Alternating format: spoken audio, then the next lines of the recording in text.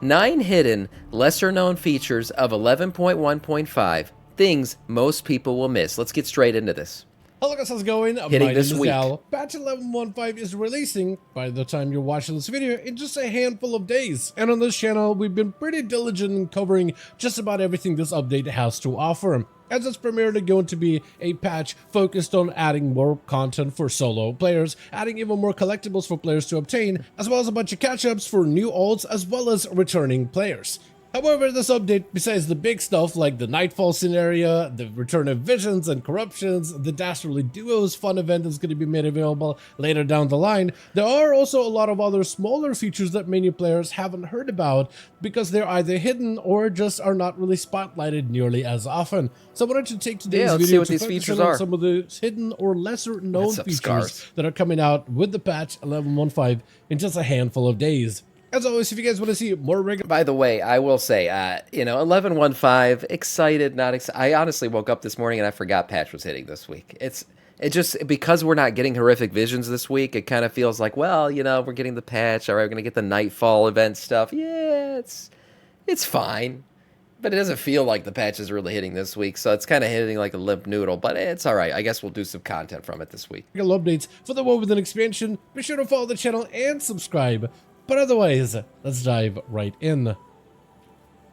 So one of the lesser known features coming out for the 11.1.5 update is going to actually be specific for Marksmanship Hunters. With the Marksmanship Hunter rework for Season 2, they're now petless. Like, technically, you could still spec into having a pet that can accompany you within outdoor... Who was just talking about Marksmanship Hunter? What happened? There you go. content, but for the most part, they're really leaning into this whole Someone was just saying that in chat. mentality. But you're not ever really alone. You still do have a pet that isn't controllable, but it does help you in combat. A spotting eagle that gives you utility of the other hunter specs, so you're not missing out on any key aspects. It gives you ability to stun, ability to press defenses on yourself, and there's even animations that play out with this eagle. Like when you bloodlust, you can actually see this eagle swoop in above the character and then lust everybody around you. It's an cool. obvious eagle model. When you go for... That's good. So now when the hunter accidentally lusts on pull, we'll be able to see it. It'll be clear visual, right? Just like when the hunter accidentally pulls. Why is it always the hunter? Why? I don't know. What about the dinars? When do the coins start? We're actually going to talk about that, Scars, before we get into everything today. Limp Dick patch. Well, it's not, though. There's some content in it. They're not giving it to us. They're giving us a semi-flaccid patch, and it's not going to become, fully, I don't want to get into this. I don't want to keep with this analogy, but you know what I'm saying. It's not going to be ready to go until about 3 weeks later. Then we get visions, and then after that you get Dastardly Duos and everything else hitting. So right now, yeah, it's not that exciting. a defensive such as a Roar Sacrifice. The eagle also swoops above your head to apply a buff on you. And when you go for a stun with intimidation, the eagle also swoops above the targets and stuns them. So they're actually adding a glyph where you can trade out this eagle for another pet completely. So you're not getting a pet, you're just really changing the visual of which pet gets to join you. And it's called the Glyph of the Strix, which so far on PTR, no one's been able to find it. But if anything, it's probably like the glyphs like we had for Outlaw Rogues back in like 1107. And this is likely the similar story we're seeing here. However, the Glyph of the Strix, we do know that it changes out the spotting eagle with the spotting owl. So instead of having like an eagle swoop in to buff all of your allies with bloodlust or to peck at the targets to stun them, you can have an owl instead. So this is a lot more thematic and perfect if, let's say, you play a night elf like a Marksmanship Sentinel Hunter, where you already get to invoke that imagery of the eagle with the Sentinel playstyle and have this eagle floating above the sky, conjuring a lunar storm above your target. You can now have this eagle that swoops in for you to do all of your combat-based abilities instead of the eagle, which I think is a nice little thematic touch. And I'm a big fan of these. These things might seem minor, but honestly, they make your class feel kind of new and refreshing when you get all these like new animations for your abilities. This is cool. And then plus this is a Marksmanship Hunter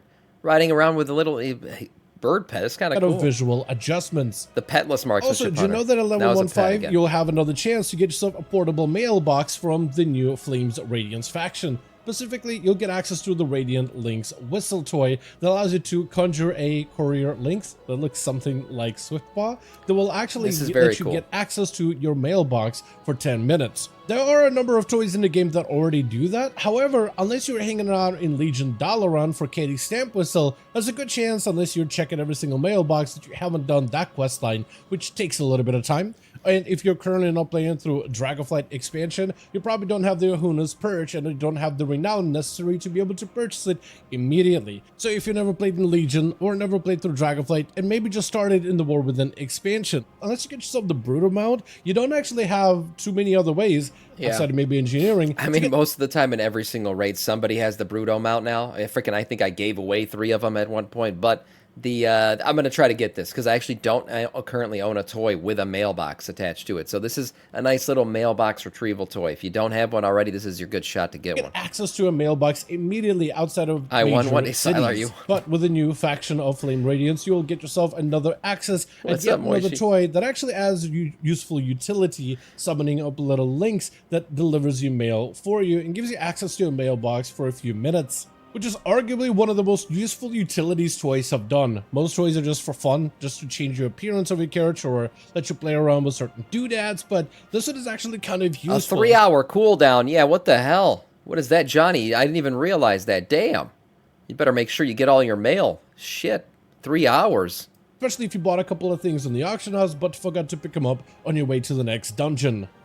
Also, they wanted to make sure that it was still worth your $90 to bribe the Bruto, because they're going to bring that shit back eventually. You know it, I know it, that thing will be back. Patch 11.15, you'll be able to get access to 3 unique appearances for a legendary cloak that was obtainable during the expansion of Battle for Azeroth. Long story short, Rathian has an obsession with cloaks, from Pandaria to BFA, and even in Dragonflight. And during BFA, there was this awesome legendary cloak that came in 3 appearances that you had to upgrade, though, over a period of time, which took a lot of grinding back in BFA, and having any player playing currently going back to BFA to grind it out just doesn't sound like a lot of fun. Yeah, these cloaks are really cool. If you didn't play BFA, you should try to get these appearances. These cloaks are actually something that I still use in Transmog a lot of times, especially that celestial looking one.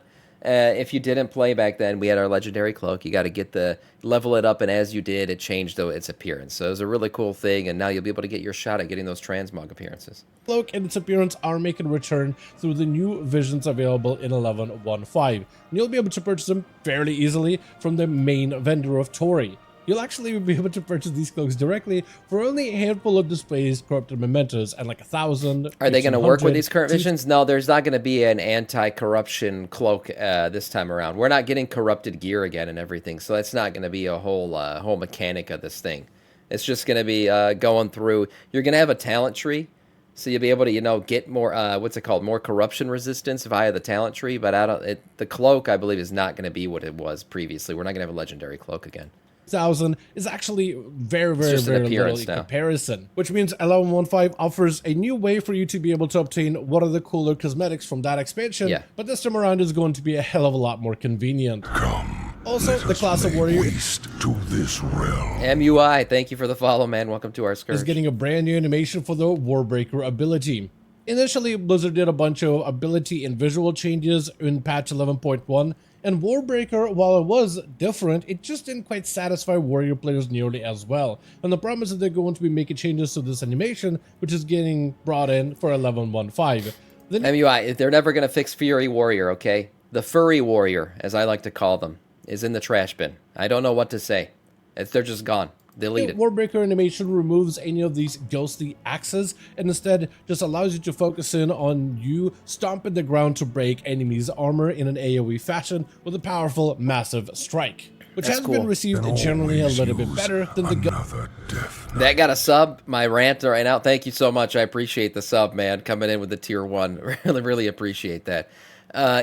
Look, these new animations are really cool. I love seeing this stuff. As I mentioned when he was talking about the Hunter ones, I think these are always really cool features that come in and suddenly make your character or class feel very refreshed. Go see Axis animation that is available over on the live realms. Next, when it comes to mounts, I think the Death Cycle is definitely one of the more detailed and definitely one of the most unique mounts they've added in the game ever. And so far we've had 2 versions of it, one through promotion, once through a big secret achievement through in-game content, especially during the anniversary, though technically still earnable right now, though a 3rd version of this mount was also data mined a while ago, a purple version that will be made available as part of 11.15, though a little bit later down the line, and that is the Voidfire Death Cycle, the purple variation, which will be made available through Horrific Visions. Now, this mount is unique and kind of like a secretive mount, sorta. It does need to be built up, and the materials needed in order to build this bike from scratch do take a little bit of time for you to obtain. But first, you gotta do enough visions, and I think at a high enough difficulty until the mount spawns. I'm not sure exactly what triggered it, but during one of my runs within Visions, at some point the death cycle just randomly appeared. And on top of it was riding an ethereal voidy enemy that I had to slay. What? Which gave me access to be able to start unlocking parts to the death cycle. That's pretty cool. An ethereal on a death cycle? That's going to spawn. That sounds like actual cool thing. I wish he had the clip of it. But yeah, cool. Man, this, like, all the Horrific Vision content looks really good. I just don't get why we gotta wait 3 weeks after the patch hits for this thing. And when you actually talk to the death cycle all the content's itself, delayed. You can look at all the different parts, and it even has notes on all these different parts that gives you ideas as to where you might be able to unlock some of these. Now, some of these parts can be bought on the auction house. Some of them can be bought from very, very specific vendors way out in the open world in all these different places. So the bike is in a way, I guess, kind of secretive, cool thing. but I'm pretty sure once we get into Visions, players will start unlocking it fairly quickly. It doesn't seem like it's going to be the hardest way to obtain it. You just need to get the parts from Vision runs, but also other pieces from the overworld, combine it together to form the different parts of the vehicle, from the engine, exhaust, handlebars, the battery housing, the seat, as well as the wheels. But this essentially ends up being the 3rd death cycle that we were able to data mine a while ago, so you can finally complete your death cycle collection. It is also a unique mount that you actually have to build from within Visions, but also parts found in the overworld, which makes it one of the more interesting ways for you to be able to acquire it's a cool this mount. Cool little hidden mount. I guess some people would call it secretive, but I definitely haven't seen too much discussed regarding the death cycle in general.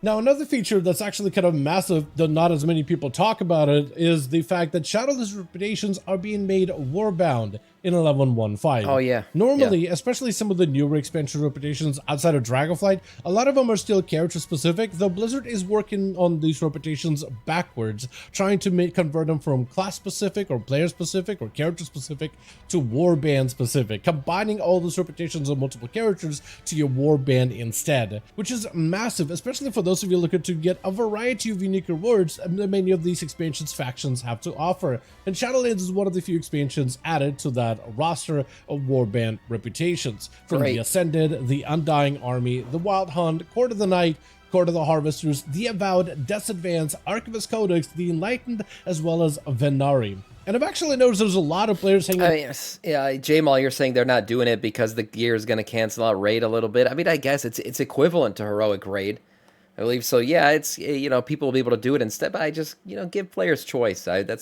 Just let people play it. If they don't want to raid, if they're not having fun in raid, give them another option. That's what this is going to be. Horrific Vision is going to be a good way to gear out besides going into raid.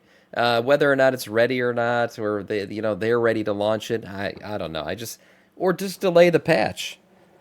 I know delaying the patch is like bad press, but it just feels like this is the patch. Horrific Visions is the patch. That really is. And so we're not getting it for 3 weeks. We're going to have to wait on it. And it just feels like less exciting patch day. I guess Sam will be trying to get AOTC when this comes out still. It's true. Orbos, and even in some of the Shadowlands zones. Recently, I decided to go on a very long mount journey to get myself the reins of Zoval's Soul Eater. A hell of an achievement. Took a long while for me to actually obtain it, but it was definitely a journey. The one that I didn't enjoy personally, just because Shadowlands left such a bad taste in my mouth, I think is the mandatory ventures into the maw before you could even use a mount, or having to grind Torghast for legendaries and Soul Ash. I mean, that will drain anybody. Though many players that never played those expansions are actually getting to go into them now, and are having a lot of fun with it, because if you take out all those mandatory time gains that it had back then, you actually do have to accept that Shadowlands had a lot of very unique customizations in terms of mogs, some of the most unique mounts in the game, so many different rewards for you to collect, so many different unique transmog pieces. Like when you take all the grind out of Shadowlands, it actually gives players looking to get all these things for you. You take the chore out of chore gas. That's what he's saying. There was some good content to be had. Yeah, I'm fine with that take. And now you can go back and do it and get some reps. Collections, so much to offer. So them combining all these reputations to make it warbound instead of character specific is huge for so many players that are going back to this expansion to get all these rewards and loot. Which means that now you can send in your whole army of vaults into Shadowlands content, grind out all the rep incredibly quickly, and collect all those items much faster than ever before. This, however, won't work for the renown of Covenants because those were linked to player power specifically. But at least there's enough catch-ups in the game just by playing Shadowlands content that you'll be able to max out your rep or renown with all these factions fairly quickly. Also, it seems that Undercoins, a currency from Delves, might actually be transferable in the patch 11.1.5. Specifically, the reason why I say might is because Blizzard never gave us like an official blue post or a statement whether this is intended or if it's a bug. But if it is a bug, this bug has been present on PTR for now a very long time. And a lot of players wondered at the beginning, like, is this meant to be working the same way? But yeah, it looks like the coins which were transferable at the very beginning of Season 1 of War Within, those coins were locked out from being able to be transferable for Season 2, mostly because they really increased the amount of items you can get from server-friendly Mingleton, like being able to get a guaranteed map as well as a boss spawn within a delve with the Scrambler to be able to buy a bunch of coins, but also even the rewards on the server-friendly have improved drastically for Season 2. They're a lot better, whether you look to go back to get some of the Delver's dirigible mount fragments, mount parts if you've never gotten them during Season 1. Or if you're trying to get cosmetics from Season 1 to add to your collection, which is really awesome, the fact that it'll let you do that. So some of the more unique cosmetics available for this season as well. Or even veteran track gear, which isn't, while not amazing, it's at least a fantastic starting point for any of your old characters, if your main has enough of these undercoins. But being able to make them transferable does allow you to pull them together a little bit more easily, does allow you, instead of having to piecemeal them, buy scramblers on one character, then another character, now you can just pull them together, buy a bunch of scramblers, toss them on the Warbound bank, and you're good to go. It makes managing all this inventory and all these items a lot easier, and accumulate enough of them to be able to purchase a lot of Didn't Undercoin reset with the season, too? Like, didn't we lose all of our Undercoins from the first season? That was so... I mean, being able to pool them all together, at least you were able to buy everything before the season ended. There were still a lot of things. I just didn't do delves enough, maybe, but there were a lot of things I never bought. Yeah, so they reset. Yeah, so hopefully they are Warbound transferable. Transmogs I think that'd be a good thing for across multiple characters, which is always a pretty big bonus overall, and definitely a good thing to see.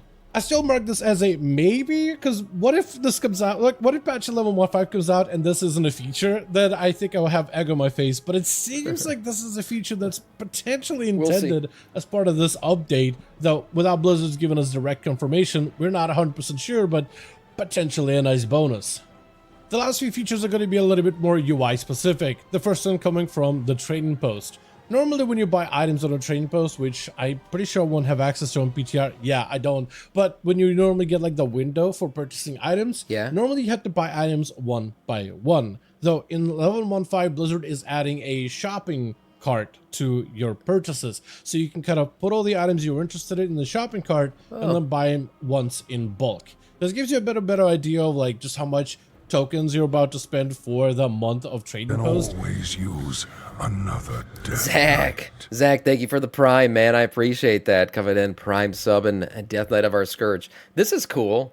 I mean, I'm guessing they're just gonna have like a checkbox right here. You click all the things you want to buy, and then you click purchase. That's fine. It helps you track your trading posts, your trader's tender a little bit easier. Thing is, I don't really buy more than one thing at a time a lot of times because I'm just buying the amount that I want. You guys know me. I got a ton of trader's tender. I don't spend that shit. I'm very frugal with it. Gonna be fun to watch Sam. Yeah, I'm gonna one-shot Underpin for sure. Double click. It's gonna be easy.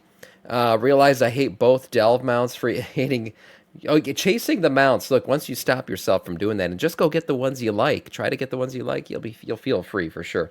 That's you? Yeah, I know.